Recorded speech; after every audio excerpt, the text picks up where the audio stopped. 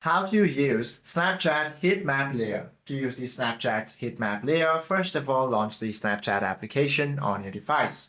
Now you simply have to tap on the map pin icon on the bottom left corner of the screen. From here, all you have to do is now toggle the heat map layer hotspots. You simply have to tap the layers button on the top right corner of the map screen or look for the option labeled as hotspot.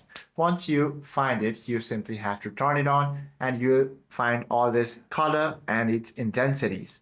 The red glowing patches show high density activity, signaling a major concentrated crowd event like music festival, football game, or widespread breaking news event. You'll find the yellow, which means moderate activity, and blue patches normally mean a small handful of public snaps are being posted over there. You simply have to tap on it to view the story itself.